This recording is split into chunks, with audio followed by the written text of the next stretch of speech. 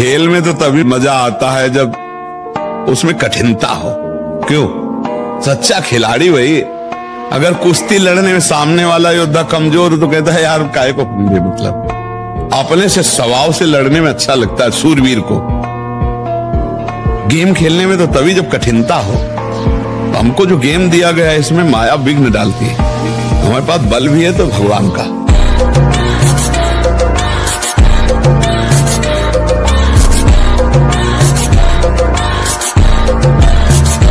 तुम्हारे रोग निवृत्ति के लिए तुम्हारा ब्रह्मचर्य बहुत बड़ी औषधि है।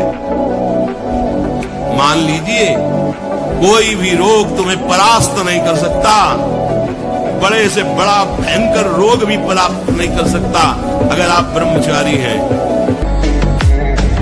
मन, प्राण और वीर, ये तीनों का एक तारतम्य है। एक कंट्रोल में हो जाए तो ये दोनों कंट्रोल में हो जाएंगे। जैसे भजन में डूबने का जब समय होता है ना एकदम, तो प्राणवायु चल रही कि नहीं चल रही इसका भी पता नहीं। इतने सूक्ष्म हो जाते हैं प्राण। मन एकदम शांत एकाग्र, फिर कोई भोग वासना नहीं।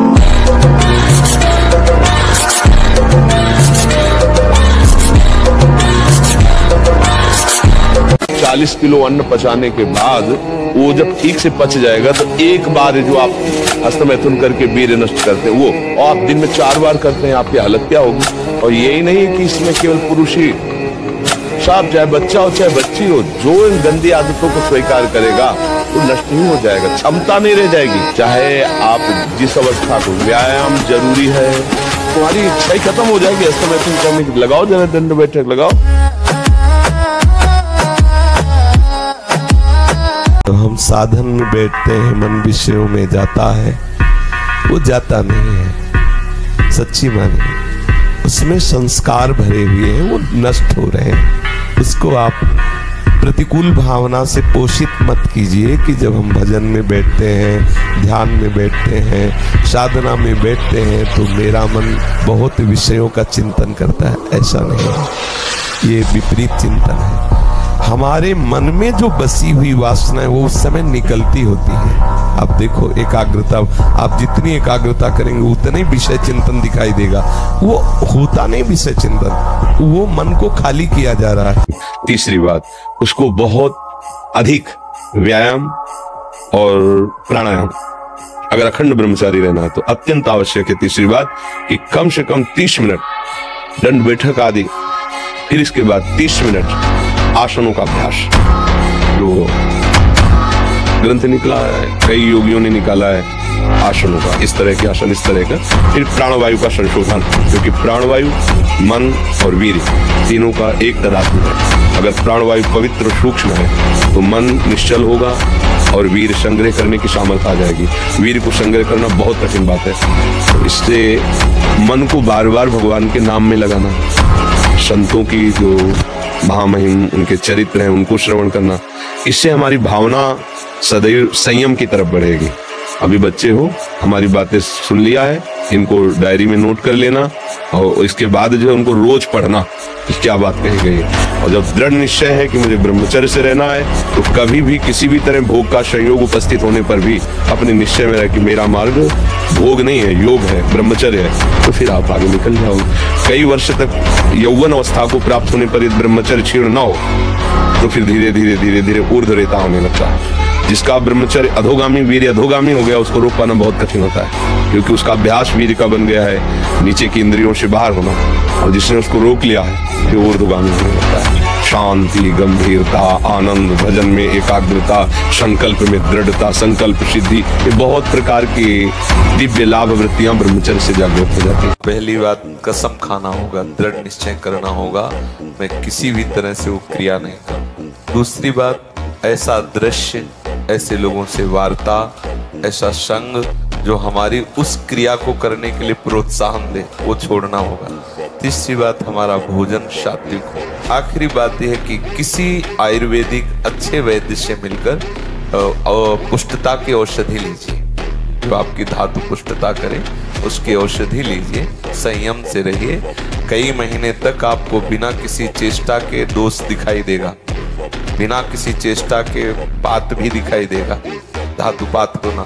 आप घबराना नहीं, अगर संयम से चलोगे तो कुछ समय बाद धीरे धीरे ठीक होने लगेगा। तो किसी आयुर्वेद से मिलिए, थोड़ा प्राणायाम, व्यायाम, दौड़ भाग कीजिए शरीर को, और वो गंदी क्रिया बंद कर दीजिए। थोड़ा उत्साहित होइए।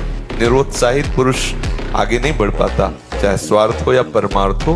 तो उत्साह संपन्न बनिए, आप पुनः वैसे ही ठीक हो जाएंगे, पुनः मानसिकता ठीक हो जाएगी। पहले वृंदावन में तुम एक नियम लो कि मैं वो क्रिया नहीं करूंगा। ये भोग विलासता नष्ट करने के लिए तुम्हें मनुष्य शरीर मिला था। तुम अंदर ही अंदर खोखले होकर अपना नाश कर रहे हो। बहुत दया लगती है जब ऐसे, तो लगता है आपको भगवान की कृपा से जो अमूल्य श्वासें मिली, जहां आप इन श्वासों का नाम जप कर दिव्य पद प्राप्त कर सके, वहां तुम ऐसे किस काम के। जैसे जैसे चढ़ोगे वैसे वैसे दुश्मन जोर करेगा, वैसे वैसे जो आप क्या समझते हो, 4 माला घुमा लिए तो मन आपका शांत हो जाएगा, और बढ़ेगा, वो और आग पैदा करेगा, वो और प्रबल होगा। साधक भजन बल से उससे भी बढ़े, काम जितना बढ़े उतना ही नाम बढ़ाओ। देखो रौंदो। भगवान ने कितना सुंदर शरीर दिया है। हम बोल सकते हैं, हम देख सकते हैं, हम सुन सकते हैं, तो हम भगवान नाम बोल सकते हैं, हम भगवान नाम सुन सकते हैं, भगवत कथा सुन सकते हैं, हम दूसरों का उपकार कर सकते हैं। इतना मंगलमय जीवन दिया है। अब उस जीवन की दिशा गलत कर दो तो गलत हो जाएगी, सही कर दो तो सही हो जाएगी।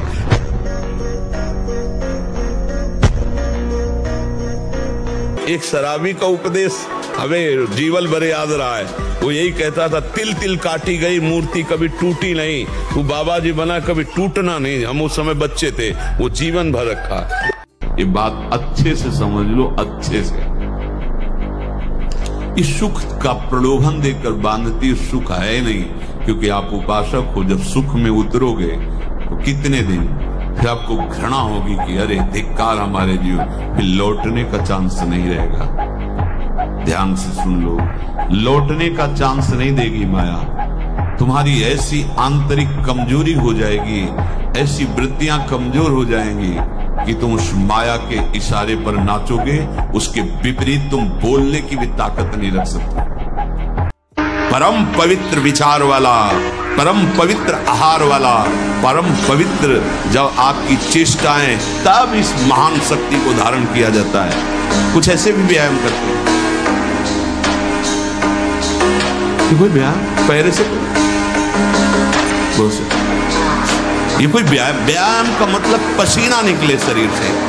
आपके शरीर को 1-2 किलोमीटर दौड़िए। ब्रह्मचारी बनना है तो ब्रह्मचर्य पचाने के लिए भी तो चाहिए ना।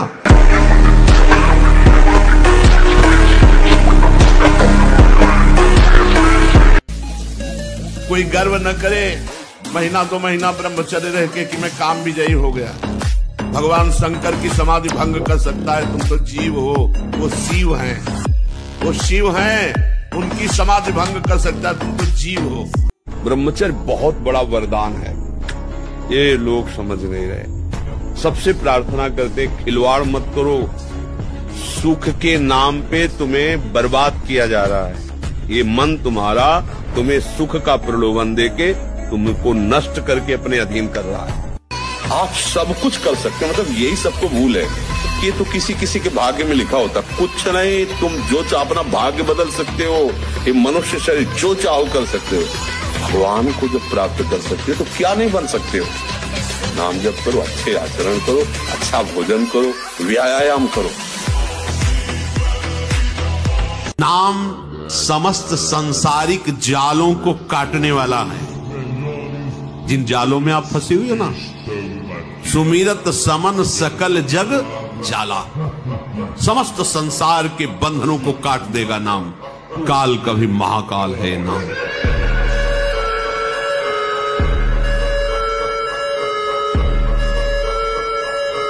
क्या मुर्दे जैसा जीवन, जो इंद्री जैसा चाहे वैसा डाउन कर दे, जैसा चाहे वो हमें शोक दे दे, दुख दे। थोड़ा सा साहसी बनो, तुम भगवान के अंश हो, तुम कुछ भी कर सकते हो, कुछ भी।